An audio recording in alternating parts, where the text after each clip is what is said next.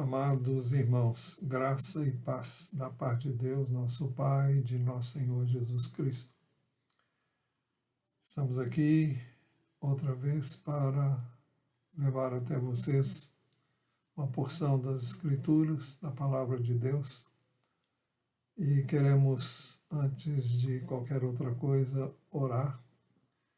E eu gostaria que você também orasse, pedindo que Deus se revelasse a você e a quantos vão ouvir essa palavra, e que Ele me usasse como canal nas suas mãos. Senhor, em nome de Jesus, buscamos a Tua face e fazemos isso porque realmente Tu sabes, porque Tu nos conheces, sabes que precisamos de Ti.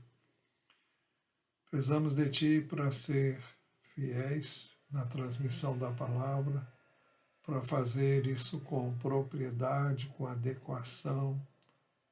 Então, vem nos ajudar, nos assistir, para que essa palavra chegue aos corações com vida, com poder, e traga, enquanto isso, o Senhor traga luz, te pedimos, entendimento, discernimento, para a perfeita compreensão das Escrituras, e esteja trabalhando em nós, em mim que falo, naqueles que vão me ouvir, e que o Senhor seja glorificado por meio da Tua palavra.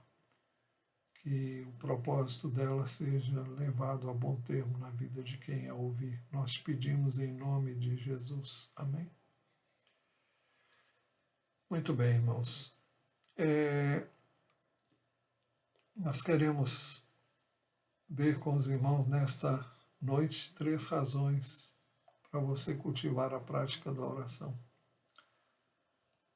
A primeira razão é o exemplo de Jesus na prática da oração.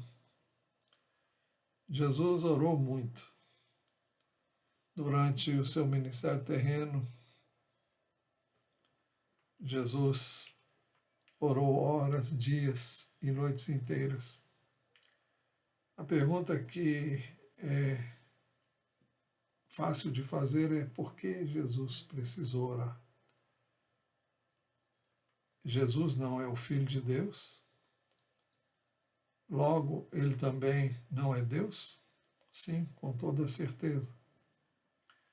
O apóstolo João escreveu a respeito de Jesus e logo nos primeiros versos do seu evangelho, o evangelho que leva o seu nome, ele diz assim, capítulo 1, a partir do verso 1, no princípio era o Verbo, e o Verbo estava com Deus, e o Verbo era Deus.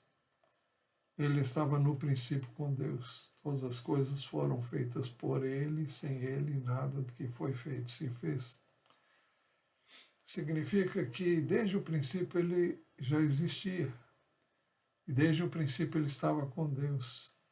E desde o princípio Ele era e é Deus.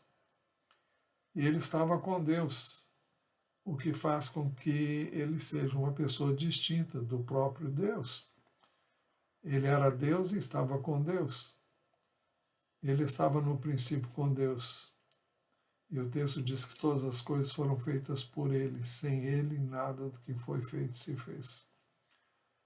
Então mostra Jesus como Criador de todas as coisas, como aquele que estava com o Pai desde o início, por meio de quem todas as coisas foram feitas. João Batista, que veio como seu precursor, deu testemunho a seu respeito, dizendo, está registrado no Evangelho de João, capítulo 1, versículo 34. Ele diz assim, pois eu mesmo vi e dou testemunho de que ele é o Filho de Deus. Jesus mesmo disse, está registrado no Evangelho de João, capítulo 3, verso 18, quem nele crê, se referindo ao Filho de Deus, não é condenado, mas o que não crê já está condenado, porque não crê no nome do unigênito Filho de Deus.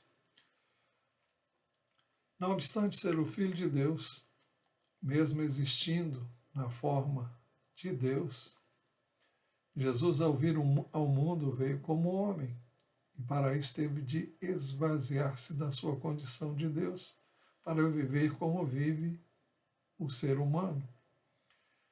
Quem melhor descreve isso é o apóstolo Paulo, na epístola que ele escreveu aos Filipenses, capítulo 2, a partir do versículo 5, onde ele diz assim: tenham entre vocês o mesmo modo de pensar de Jesus Cristo, uma referência à humildade encontrada em Jesus Cristo.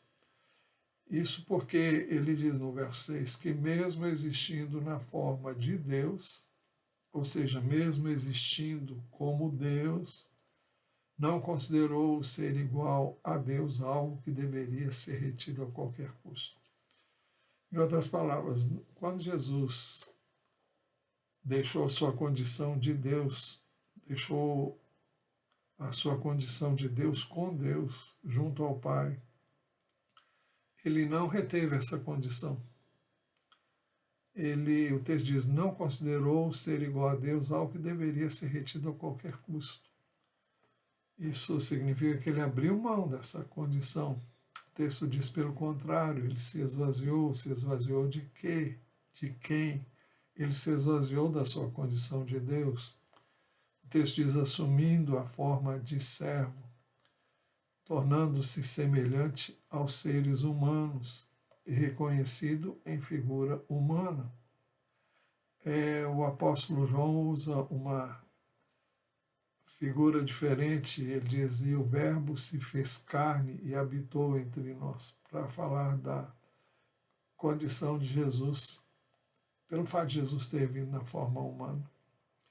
E o verso 8 aqui de Filipenses, depois de dizer, pelo contrário, ele se esvaziou, verso 7, depois o 8. Pelo contrário, ele se esvaziou, assumindo a forma de servo, tornando-se semelhante aos seres humanos. E reconhecido em figura humana, ele se humilhou, tornando-se obediente até a morte, e morte de cruz. Foi por isso mesmo que, no final de seu ministério, ele orou ao Pai, dizendo, eu te glorifiquei na terra, realizando a obra que me deste para fazer. E agora, ó Pai, glorifica-me contigo mesmo, com a glória que eu tive junto de ti antes que houvesse mundo. Ou seja, Jesus está orando ao Pai, pedindo que dê a ele novamente a mesma condição que ele tinha com o Pai antes de vir ao mundo. Por que ele precisava orar por isso? Eu creio que ele não tinha nenhuma necessidade de orar por isso, porque isso seria feito. Mas eu creio que ele queria que ficasse registrado que eu e você devemos orar acerca de todas as coisas. Ele estava aqui na terra e ele estava orando ao Pai, dizendo que tinha completado a obra que ele veio realizar e que agora era a hora de ser glorificado com o Pai. Ele diz, glorifica-me contigo mesmo, com a glória que eu tive junto de ti antes que houvesse mundo, antes de nada existir. Ele já estava glorificado com o Pai. Ao vir ao mundo, como homem, ele abriu mão dessa condição. E agora, quando ele estava prestes a ir à cruz, morrer pelos nossos pecados, ele seria sepultado, ressuscitaria ao terceiro dia e depois ascenderia aos céus. E ele então faz essa oração. Foi por isso que o apóstolo Paulo disse a respeito de Jesus ainda em Filipenses, agora nos versos 9 a 11, no capítulo 2. Por isso também Deus o exaltou sobremaneira, ele deu o nome que está acima de todo nome, para que ao nome de Jesus se dobre todo joelho, nos céus, na terra e debaixo da terra, e toda língua confesse que Jesus Cristo é Senhor, para a glória de Deus Pai. O Pai deu ao Filho toda a liberdade, toda a autoridade, como Jesus mesmo disse. Um pouco antes de subir aos céus, ele diz, toda a autoridade me foi dada nos céus e na terra. Então, o Pai o exaltou e colocou ele, olha, ele é Senhor agora. A Bíblia diz que vai ter um dia quando ele vai depois de completar o que falta para ser feito ainda, isso inclui o seu retorno à terra e a consumação de todas as coisas que estão previstas para acontecer. Então ele vai devolver ao Pai essa autoridade que ele recebeu para governar, para reinar sobre tudo e sobre todas as coisas que foram criadas. Não obstante, Jesus, enquanto aqui esteve, viveu, não obstante ser Deus, Jesus, enquanto aqui esteve, viveu como todo ser humano vive, sem, todavia, pecar. É por isso que o autor da Epístola aos Hebreus, no capítulo 4, versos 14 e 15, diz assim: tendo, pois, Jesus, Filho de Deus, como grande sumo sacerdote que adentrou os céus, conservemos firmes a nossa confissão, porque não temos sumo sacerdote que não possa se compadecer das nossas fraquezas. Pelo contrário, ele foi tentado em todas as coisas à nossa semelhança, mas sem pecado. Jesus, por ter vindo na forma humana, ele é o perfeito sacerdote, e aqui ele é chamado de sumo sacerdote, e por isso ele pode compadecer-se das nossas fraquezas, porque ele foi tentado em todas as coisas, a nossa semelhança, só que não pecou. Por isso que ele veio como Adão era no início, sem pecado.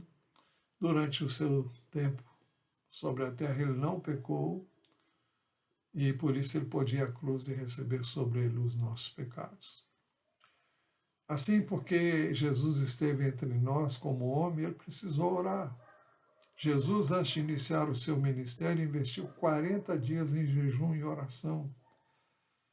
O Evangelho de Lucas, capítulo 4, versos 1 e 2, diz assim: Jesus, cheio do Espírito Santo, voltou do Jordão e foi guiado pelo mesmo Espírito no deserto, durante 40 dias, sendo tentado pelo diabo. Nada comeu naqueles dias, ao fim dos quais teve fome. Então veja, um pouquinho antes, no capítulo 3, nós temos o registro do momento que Jesus foi batizado nas águas por João Batista, e também o momento em que o Espírito de Deus veio sobre ele para dar início ao seu ministério. E nós podemos chamar aquela experiência de Lucas capítulo 3 como o batismo no Espírito de Jesus. Embora ele tivesse o Espírito Santo nele, na condição de homem, o Espírito veio sobre ele, capacitando para o exercício do ministério, que teria início logo depois. Então ele foi guiado, ele cheio do Espírito, voltou do Jordão, onde ele foi batizado, e foi guiado pelo mesmo Espírito no deserto. Durante 40 dias, sendo tentado pelo diabo nesse período. O texto diz que nada comeu naqueles dias, ao fim dos quais teve fome. Embora o texto não mencione que Jesus tenha estado em oração, não vemos nenhuma situação na Bíblia onde as pessoas jejuam sem orar. Sempre que alguém jejuou, orou para se humilhar diante de Deus, para buscar a face de Deus. E é isso que nós encontramos nas Escrituras, do início ao final. Em Lucas capítulo 4, versos 3 a 13, nós temos a descrição da tentação de Jesus, com detalhes que nós não vamos examinar agora, porque não é o nosso propósito. Mas o resultado desse tempo de jejum e oração foi um ministério exercido no poder do Espírito Santo. Ele foi para o deserto cheio do Espírito e saiu de lá no poder do Espírito. O verso 14 e o verso 15 dizem assim: então Jesus, no poder do Espírito, voltou para a Galiléia, e a sua fama correu por toda aquela região. E ensinava na sinagoga, sendo elogiado por todos. A edição revista e atualizada diz: ensinava na sinagoga, sendo glorificado por todos. Durante todo o seu ministério, Jesus orou muito. O Evangelho de Lucas é o que registra mais e fala mais sobre a vida de oração de Jesus. E nós não vamos citar todos os textos, vamos citar apenas alguns textos. E em Lucas capítulo 6, versículo 12, diz assim: naqueles dias Jesus se retirou para um monte a fim de orar e passou a noite orando a Deus. Então, nessa primeira referência que vamos citar, Jesus se retirou para um monte. Por que o monte? Um lugar onde ele poderia estar a sós e poderia orar com tranquilidade. O texto diz que Jesus se retirou para o monte a fim de orar e passou a noite orando a Deus. Quando fala que ele passou a noite, é a noite inteira, são 12 horas de oração. Porque assim que escurecia, ele deveria subir ao monte antes de escurecer e deveria voltar, ou tudo indica que ele voltou quando amanheceu o dia. É por isso que o verso 3 diz assim: e quando amanheceu, o que sugere que ele tenha ficado lá até o amanhecer, e quando amanheceu, chamou a si os seus discípulos e escolheu 12 dentre eles, aos quais deu também o nome de apóstolos. E logo a seguir vem o nome dos apóstolos que ele escolheu. Agora você observe, ele passou uma noite inteira em oração e depois disso ele faria a escolha daqueles que seriam os homens principais através dos quais ele continuaria a exercer o seu ministério através deles, através do Espírito Santo que ele enviaria. O texto diz: e quando amanheceu, chamou a si os seus discípulos e escolheu 12 dentre eles, aos quais deu também o nome de apóstolos. Sempre que vamos fazer alguma escolha, alguma decisão importante, é necessário, é extremamente necessário que eu e você oremos, que busquemos a face de Deus para que Ele nos dirija, nos guie. E convém dizer que Jesus escolheu homens que, do ponto de vista humano, talvez nenhum de nós escolhesse. Mas foram os que ele escolheu e foi os que ele usou e usou com grande poder. Deus não escolhe como o homem escolhe, Deus não vê como o homem vê. E Jesus orou para fazer essa escolha. Marcos capítulo 1, versículos 35 em diante, falam de uma outra ocasião em que, tendo se levantado de madrugada, quando ainda estava escuro, Jesus saiu e foi para um lugar deserto e ali orava. Então veja, Jesus levantou de madrugada. Para não haver nenhuma dúvida, o texto diz que ainda estava escuro. Jesus saiu e foi para um lugar deserto e ali orava. Bom, Simão foi ao encontro, procurou Jesus por toda a parte. O texto diz: Simão e os que estavam com ele procuraram Jesus por toda a parte. Quando o encontraram, lhe disseram: todos estão à sua procura. Jesus, porém, lhes disse: vamos a outros lugares, aos povoados vizinhos, a fim de que eu pregue também ali, pois foi para isso que eu vim. Então ele foi por toda a Galiléia, pregando nas sinagogas deles e expulsando os demônios. Então você vê que Jesus levantou de madrugada, quando ainda estava escuro, e ele escolheu um lugar deserto para orar. justamente para não ser interrompido. Acabou sendo, né?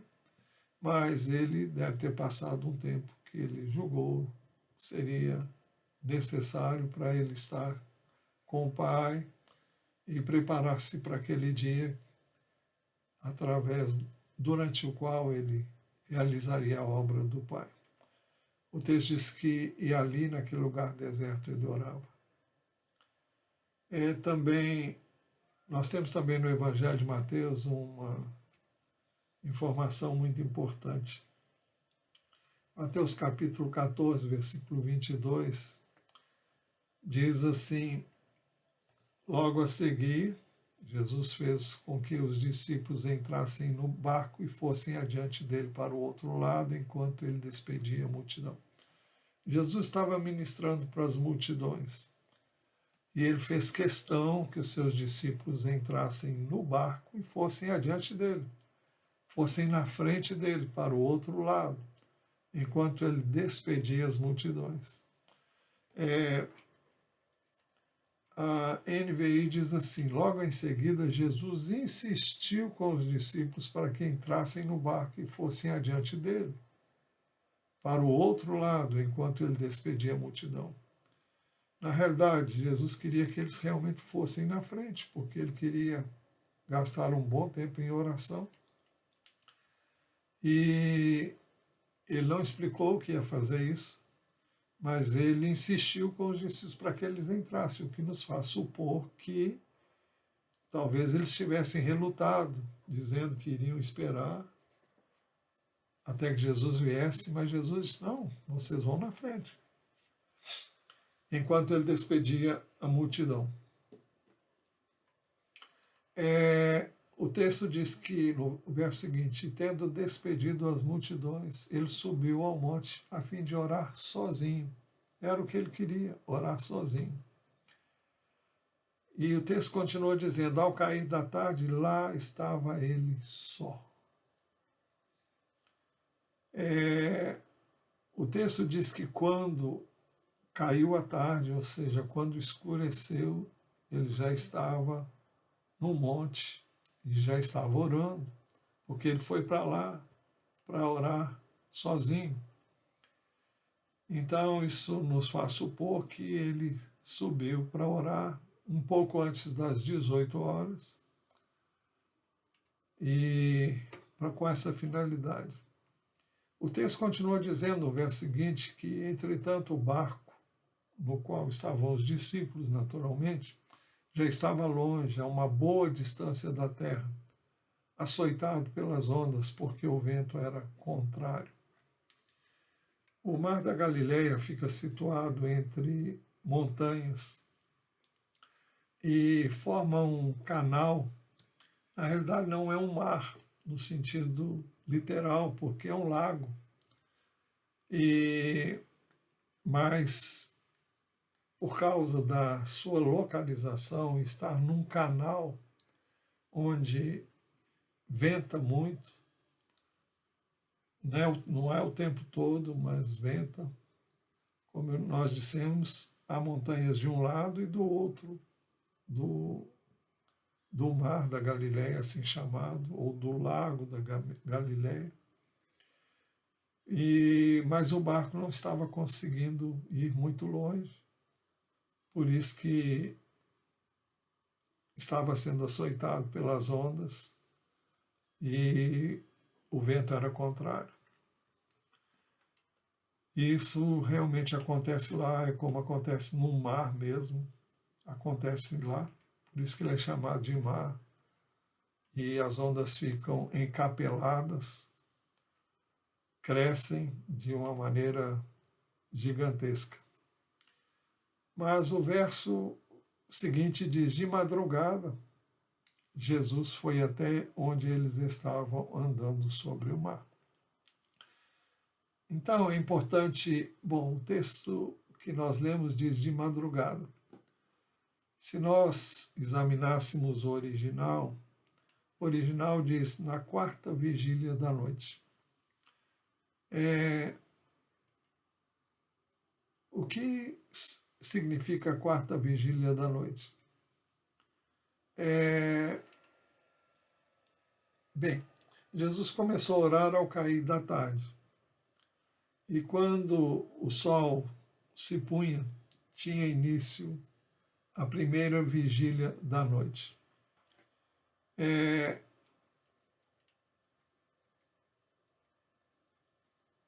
Bem, cada vigília era de 3 horas.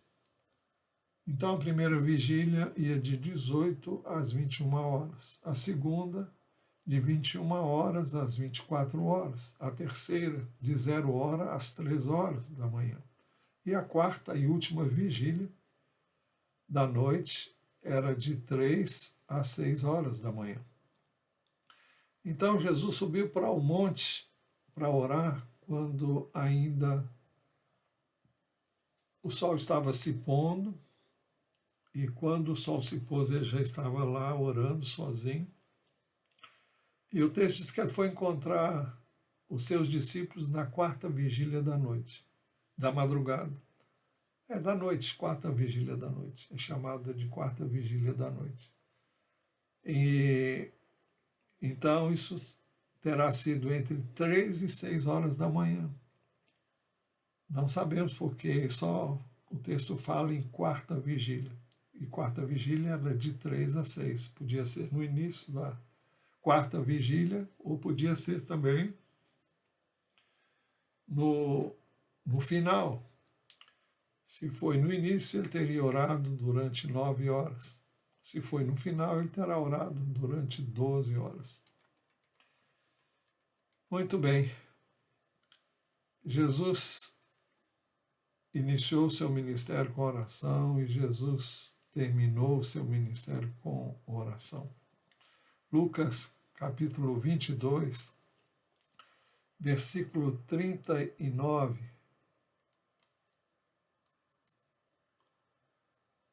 diz assim: saindo Jesus foi como de costume para o Monte das Oliveiras, e os discípulos o acompanharam. Isso se deu exatamente às vésperas do momento em que ele seria preso e julgado e condenado e culminaria com a sua morte na cruz do Calvário. Bem, mas o texto nos dá informações muito importantes. O texto diz que saindo Jesus foi como de costume para o Monte das Oliveiras. Então Jesus tinha o costume de ir ao Monte das Oliveiras. E por que ele ia para lá? Para orar. Então é o lugar onde Jesus tinha o costume de orar.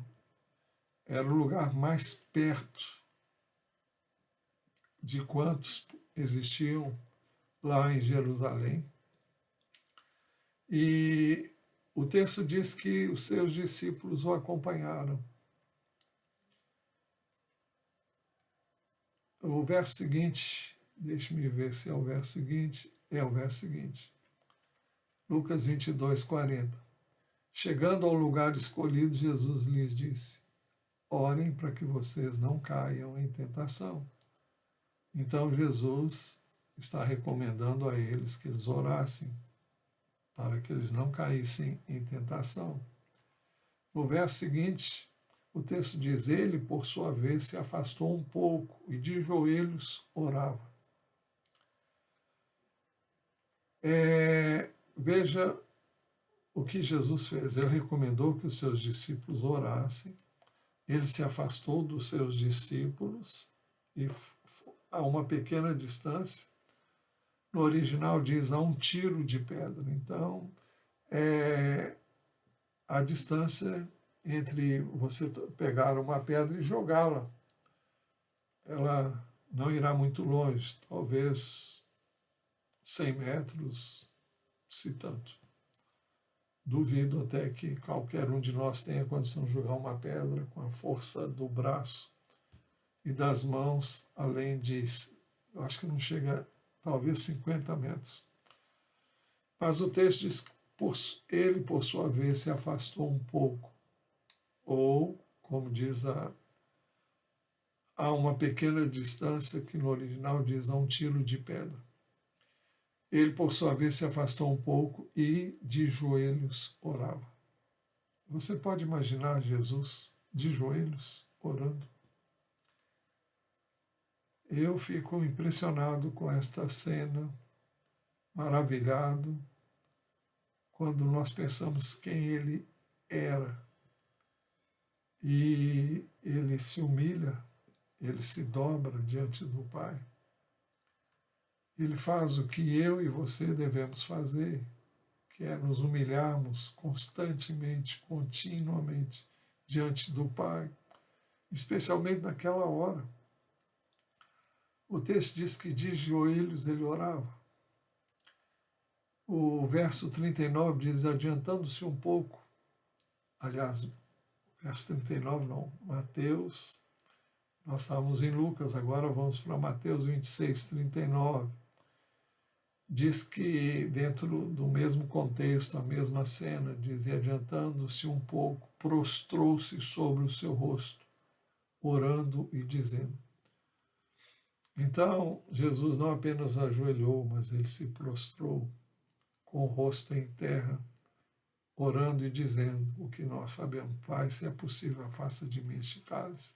Todavia não seja como eu quero, mas como tu queres. No texto anterior, nós vimos que Jesus se ajoelhou para orar, agora neste verso, ele se prostra com o rosto em terra. Talvez eu e você jamais pudéssemos imaginar que ele faria algo semelhante, mas isso é explicado exatamente pelo fato de ele ter vindo como homem. E como tal, como eu e você, ele precisava orar, ainda mais numa hora como esta, que ele estava prestes a vivenciar. Um pouco depois disso, quando ele já estava na cruz, Jesus clamou em alta voz, Pai, nas tuas mãos entrego o meu espírito. E dito isto, expirou. Então, na cruz, Jesus levantou a sua voz, clamou em alta voz, Pai, nas tuas mãos entrego o meu espírito. E depois de dizer isso, ele expirou. Então, Jesus encerrou sua vida como homem aqui na terra, orando ao Pai. Com isso nós concluímos o exemplo de Jesus, poderíamos citar inúmeras orações que Jesus fez. Entre elas, eu me lembro agora do momento da ressurreição de Lázaro, onde ele diz que sabe que o Pai sempre ouve ele, e deu graças porque o Pai ouviu a sua oração. E temos a oração que é registrada em João capítulo 17, um dos maiores textos da oração de Jesus registrados na Bíblia, é esse, João capítulo 17. Todo o capítulo é uma oração que ele fez ao Pai. Então, mas para concluir, se Jesus precisou orar, o que dizer de nós? Se Jesus precisou orar, o que dizer de você? O que dizer de mim? Será que algum cristão consegue sobreviver sem oração? Eu não sei como. A menos que alguém se disponha a viver uma vida muito superficial. E é possível, eu creio que até que é. Mas será viver de migalhas? Será viver sem uma comunhão que, para uma vida abundante e frutífera, se faz necessária através da oração? Muitas vezes através do jejum. Então, eu não sei como alguém pode sobreviver sem oração. Eu preciso muito de orar. E não sei fazer nada sem orar. E eu sinto que não posso fazer nada sem oração. Eu queria que você estivesse meditando no exemplo de Jesus na prática da oração. e que você, por isso mesmo, reconhecesse que você, tanto quanto eu, nenhum de nós pode exercer o seu ministério, e todos nós temos um ministério. Nós temos diferentes dons, diferentes capacitações que Deus nos deu, mas todos nós temos um ministério a desempenhar. E nenhum de nós pode fazer isso, a menos que ore, a menos que oremos, a menos que nos humilhemos diante de Deus. Nós precisamos de duas coisas que são essenciais: é oração e conhecimento da palavra. Precisamos continuamente estar em oração para não cairmos em tentação, como Jesus sugeriu aos seus discípulos. E também precisamos da palavra para fortalecimento do nosso homem interior. Mas isso não é o nosso assunto hoje. Então vamos orar. Senhor, nós buscamos a Tua face e te damos graças por Jesus, pelo seu exemplo magnífico, extraordinário de oração.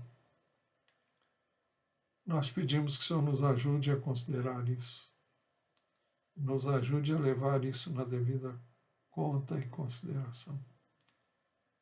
E que o Senhor nos ajude a desenvolver de maneira adequada uma vida de oração. Pedimos que Tu nos ensines a orar, que o Senhor nos livre de tudo que é superficial, de tudo que é formal, e nos ajude a orar como convém. Ajuda-nos a pôr o nosso coração nas nossas palavras, ou melhor, que nas nossas palavras estejam o nosso coração. E que o Senhor nos guie na oração. Não sabemos orar como convém e contamos com a Tua graça para que possamos fazê-lo. Pedimos que o Senhor desperte o Teu povo para orar, para Te buscar, para se humilhar, e que possamos nos humilhar diante de Ti continuamente e possamos ser alimentados, fortalecidos através desse tempo contigo. Desperta-nos, mais uma vez pedimos, para orar e ensina-nos a orar como convém. Nós pedimos em nome do Senhor Jesus. Amém. E agora que a graça de nosso Senhor Jesus Cristo, o amor de Deus o Pai, a comunhão e as consolações do Santo Espírito de Deus sejam sobre todos nós, agora e para todos sempre. Amém. Que Deus abençoe ricamente a sua vida. Com a graça e a permissão dele, nós continuaremos a falar sobre esse assunto, não mais tendo Jesus como exemplo, mas veremos outros exemplos de pessoas que devemos seguir o exemplo em termos de oração. Até lá, então, que Deus abençoe você e a sua casa, sua família, de forma plena e abundante. Em nome de Jesus. Amém.